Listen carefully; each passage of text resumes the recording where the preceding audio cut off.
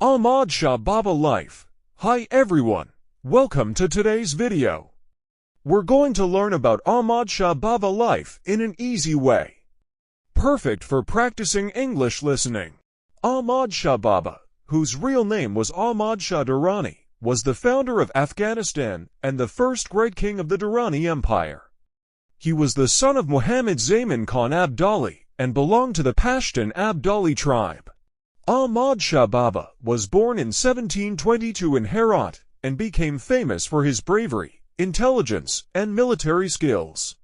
When Nader Shah Afshar returned from his conquests in India, Ahmad Shah became an important member of his army.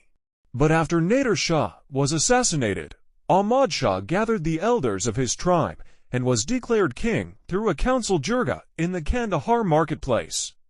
This was in 1747. And at that time he founded the Durrani Empire.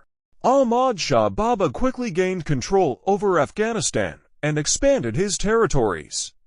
He brought a large part of India, Iran, and Central Asia under his rule.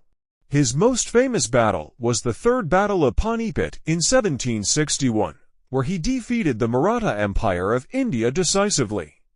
Ahmad Shah Baba laid the foundation for unity and agreement among the Afghan tribes. He united Pashtuns, Tajiks, Hazaras, and other ethnic groups as one nation.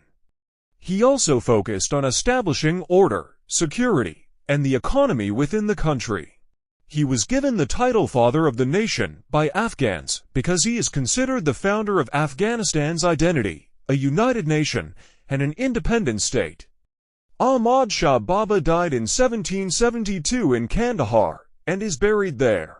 His tomb remains a historic and national landmark in the city of Kandahar.